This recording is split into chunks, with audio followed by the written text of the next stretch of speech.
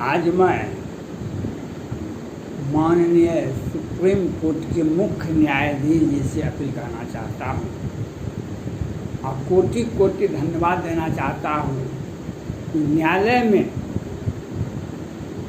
जो अपने लोगों को तोड़ मरोड़ कर अपना लाभ देने में लगे रहते हैं उसको आपने पकड़ लिया। इसके लिए आपको कोटि कोटि धन्यवाद के पात्र हैं। आप माननीय सुप्रीम कोर्ट के माननीय मुख्य न्यायाधीश, आपने जो चालाकी हाई कोर्ट का पकड़े, जो अग्रिम जमानत भी हम नहीं देते हैं और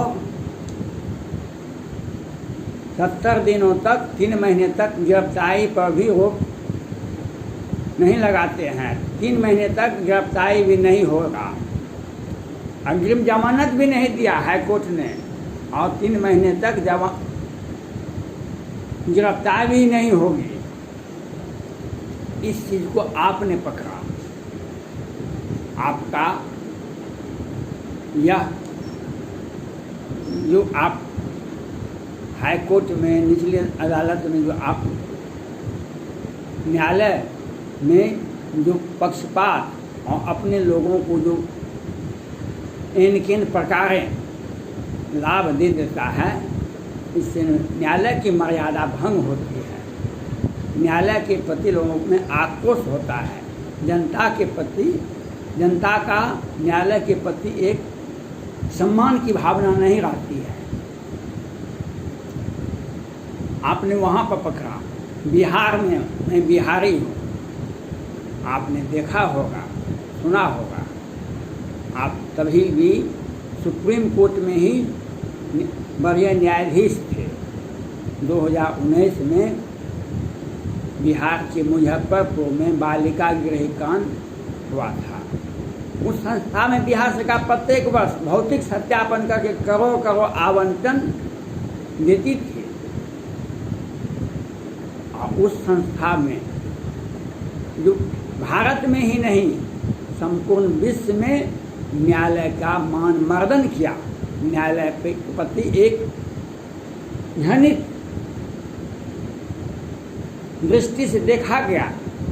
जो 11 बच्ची की हत्या होती है, 34 का बलात्कार होता है, बिहार के मीडिया ये बिहार सरकार के पैसे पर ही पलते और बढ़ते हैं। आपने कल देखा पटना के बेली रोड पर 2 कार में टक्कर हो जाती है, पुलिस पहुंचती है, उस कार से शराब की बोतल बेली रोड पर मिलती है। और बिहार में सख्त कानून है, जो शराब को कोई छू नहीं सकता है, शराब को कोई देख नहीं सकता है, शराब के बारे में कोई सोच नहीं सकता है। और इसमें पटना हाईकोर्ट के ही माननीय न्यायाधीश जी ने कहे थे एक टिप्पणी में, जमानत में, जो लगता है बिहार में प्रशासन और पुलिस मिल करके शराब बेचती है, बेचवाती है। पटना हाईकोर्ट के माननीय माननीय न्यायाधीश जी ने 3-4 महीने पहले टिप्पणी किए थे। यह तथ्य सर्वत्र शराब उपलब्ध है, लेकिन उसमें टैक्स नहीं लगता है। और अपने जो सत्ता पक्ष के लोग हैं खूब व्यापार करते हैं, करोड़ अरब का, पढ़े लिखे नहीं हैं, हमारा धंधा करोड़ अरब में चलता है। हम इनकम टैक्स पेई भी नहीं हैं। हमारे खानदान में 10 वर्ष से 5 वर्ष पहले 5 रुपया इनकम टैक्स नहीं दिए हैं, लेकिन आज हमारे पास अरबों खरबों का संपत्ति है, क्योंकि हम शराब के बड़े कारोबारी हैं और ब्लैक मनी को वाइट मनी बनाते हैं। ये बिहार सरकार का सौजन्य है। आपने मुजफ्फरपुर बालिका गृह, जब सुप्रीम कोर्ट को यह मालूम हुआ, तत्कालीन मुख्य न्यायाधीश जी को, गोगोई साहब को और लोगों को कैसे संज्ञान लिए और उस जजमेंट जो आया है, बिहार के ही एक जिला स्तरीय न्यायाधीश को, प्रसाद जी को, कोई प्रसाद जी हैं, उनको यह जांच करने का आदेश दिया गया। वह जांच जो आया, निर्णय जो आया, वह निर्णय आपसे हम माननीय सुप्रीम कोर्ट के मुख्य न्यायाधीश जी से अपील करना चाहता हूँ, जिस परिस्थिति में सुप्रीम कोर्ट ने संज्ञान लिया था उस परिस्थिति में वह निर्णय है नहीं है, यह आपको देखने का अधिकार है, हमको देखने का अधिकार नहीं है, हमको टिप्पणी करने का अधिकार नहीं है। आप ऑनरेबल सुप्रीम कोर्ट के मुख्य न्यायाधीश जी हैं, आपका परिवार है, आपका न्यायालय है, आपको न्यायालय में जो खामियां हैं भीतर में उसको दूर करना आपकी जिम्मेवारी है। हम मुजफ्फरपुर के बालिका गृह कांड के बारे में कहना चाहते हैं, 11 बच्ची की हत्या होती है, 34 का बलात्कार होता है और उस संस्था को बिहार सरकार प्रत्येक वर्ष आवंटित राशि देती थी। प्रसाद जी जो जिला न्यायाधीश हैं, वे टिप्पणी की इस संस्था से लड़की मंत्री विधायक के यहाँ जाता था, सप्लाई होता था। दूसरा घटना 20 का घटना है, पटना हाई कोर्ट के वरीय न्यायाधीश थे राजेश कुमार जी, उन्होंने पकड़ लिए जो सृजन घोटाले के मुख्य आरोपी को लोअर कोर्ट और वैकेंट कोर्ट से बेल हो जाता है। अब बिहार सरकार कहती है खुलेआम न्याय दिखना चाहिए, न्याय दिखना चाहिए और अपने लोगों को, सत्तासीन व्यक्ति को वारंट भी नहीं निकलना चाहिए। बिहार सरकार के मुख्यमंत्री, गृह मंत्री और बिहार सरकार के सारे लोग कहते हैं न्याय दिखना चाहिए और लोअर कोर्ट और वैकेंट कोर्ट से सृजन घोटाले के बड़े आरोपी को जमानत हो जाता है। लोअर कोर्ट और वैकेंट कोर्ट, लोअर कोर्ट होता है जिला में और वैकेंट कोर्ट जिस कोर्ट में तत्काल उस कोर्ट के माननीय न्यायाधीश छुट्टी पर जाते हैं, उसको वैकेंट कोर्ट कहते हैं, उससे हो जाता है। आज पटना हाई कोर्ट में 2 सदस्यीय खंडपीठ जांच कर रहे थे ऑक्सीजन का सप्लाई केंद्र सरकार कितनी देती है और हॉस्पिटल में किस अवस्था में पहुंच रहा है। और 194 मीट्रिक टन ऑक्सीजन भारत सरकार देती थी बिहार को, लेकिन उसका उठा बिहार सरकार 90 मीट्रिक टन होता था। अब वेंटिलेटर हजार करोड़ का बिहार सरकार यह भी नहीं बताए किस साल के बजट में यह वेंटिलेटर खरीदा गया, यह भी नहीं बताती है।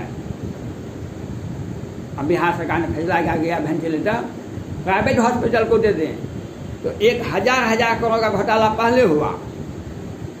खरीदे डिब्बा खरीदे कि वेंटिलेटर खरीदे क्या खरीदे, जो रखा हुआ 209। और किस साल में बिहार में 3 ही व्यक्ति हुए हैं स्वास्थ्य मंत्री अभी तक। अपवाद को छोड़ दिया जाए तो ये तेज प्रताप यादव भी हुए थे थोड़े दिनों के लिए, 3 ही व्यक्ति हुए थे। एक नीतीश कुमार जी स्वास्थ्य मंत्री थे, सुशील मोदी जी स्वास्थ्य मंत्री थे, आज मंगल पांडे जी स्वास्थ्य मंत्री है। ये यही स्वास्थ्य मंत्री है मंगल पांडे जी, जो मुजफ्फरपुर में ही 2019 में सैकड़ों बच्चे मर गए थे कौन बीमारी से, और तभी भी बिहार सरकार में यह फैसला हुआ। लोगों ने, जनता ने आलोचना किया, तो मुख्यमंत्री कहते थे मंगल पांडे जी को आप त्याग पर दे दीजिए, मंगल पांडे जी कहते थे आप त्याग पर दे दीजिए, दो में से कोई त्याग पर नहीं दे, सैकड़ों बच्चे मर गए। आज कोरोना महामारी में बिहार ने जो रिकॉर्ड बनाया, भारत के किसी भी राज्यों में इतने लोग नहीं मरे, इतने लोग नहीं मरे जितना बिहार में। बिहार में तो चीफ सेक्रेटरी ऑफ बिहार निवर्तमान मंत्री मेवालाल चौधरी और सैकड़ों engineer, doctor, deputy collector, BDO, CO और आम जनता का तो हर्ष वही हुआ जो भागलपुर में महिला के साथ छेड़खानी होती है हॉस्पिटल में, और पारस हॉस्पिटल में इलाज कराने आई महिला को 40-50 वर्ष की महिला के साथ बलात्कार होता है। उसकी बेटी 30 वर्षीय बेटी कंप्लेन करती है, पुलिस कहती है हम कल ठीक होता है तो हम बयान लेते हैं, और परसों वह मर जाती है महिला। सारा मामला दफा दफा साफ, क्योंकि वह बिहार पारस हॉस्पिटल जो है बिहार सरकार के ही कैबिनेट मंत्री, स्वास्थ्य मंत्री का ही और मंत्री का उसमें हिस्सेदारी है। इसलिए कानून का व्यवस्था बनाए रखने के लिए पुलिस बल का सहयोग लेती है। आपने माननीय सुप्रीम कोर्ट के मुख्य न्यायाधीश जी से मेरा अपील है, आपने देखा होगा सैनिक परिवार, जिस परिवार में सिर्फ सेना के ही जवान रहते हैं, बेनीपट्टी, मधुबनी के बेनीपट्टी मोहम्मदपुर गाँव में 5 सुरेंद्र सिंह के 3 बेटे और उनके परिवार के अन्य सदस्यों की हत्या हो जाती है। दिन के उजाले में 12 से 3 बजे के दिन में पुलिस नहीं आती है 4 घंटे तक, और गोलियों से, अत्याधुनिक हथियार से छलनी कर दिया जाता है, उसके बाद तलवार से काट दिया जाता है।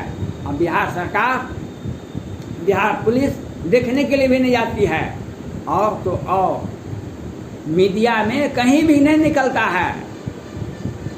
और बिहार विधानसभा में विपक्ष के नेता और कुछ लोग जाते हैं तो बिहार सरकार कहते हैं ये जातीय विद्वेष फैलाने के लिए गए हैं, और तो और मीडिया में 1 सप्ताह तक कहीं भी कुछ नहीं निकलता है। बिहार में कानून, अपने बिहार के मुख्यमंत्री, गृह मंत्री कहते हैं बिहार में कानून का राज है। पारस हॉस्पिटल में महिला का बलात्कार होता है, दूसरे दिन मर जाती है, और कानून का। और तो और माननीय सुप्रीम कोर्ट के मुख्य न्यायाधीश जी से अपील है, बिहार में सुप्रीम कोर्ट के आदेश का पालन नहीं होता है। बिहार सरकार सुप्रीम कोर्ट के आदेश पालन, पूर्व सांसद आनंद मोहन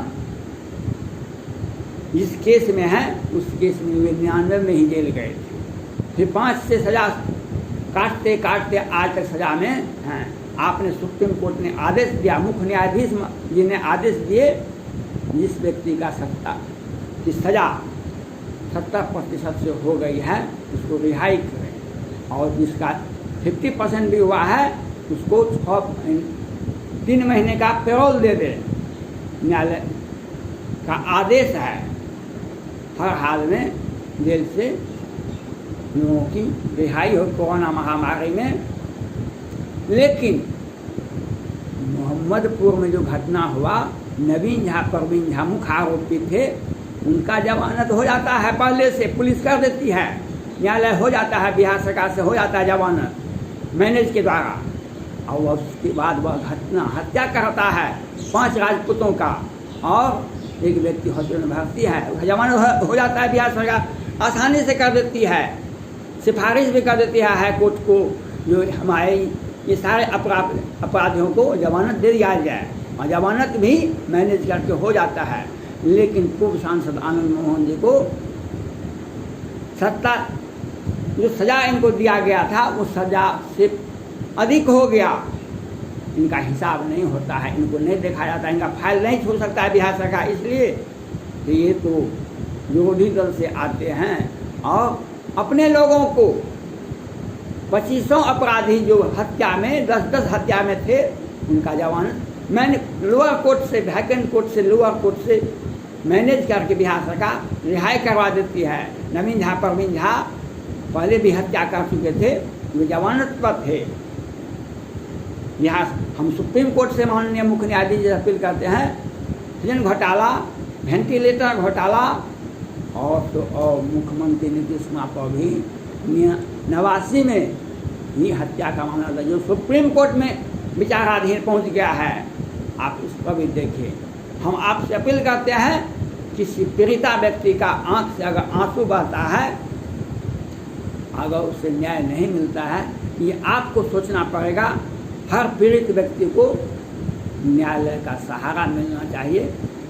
सुप्रीम कोर्ट के से उसे न्याय की एक आशा की किरण मिलनी चाहिए, जो जनता के प्रति, न्यायालय के प्रति जनता का विश्वास और भरोसा भगवान पर रहे। हर व्यक्ति को, या हो मुसलमान हो या हिंदू हो, क्रिश्चियन हो या ईसाई हो, भगवान के बाद अगर कोई व्यक्ति है तो न्यायालय है। न्यायालय में हर व्यक्ति को, कोई व्यक्ति चालाकी करके बहुत दिनों तक न्यायालय का लाभ नहीं ले, यह आपको देखना काम है। धन्यवाद।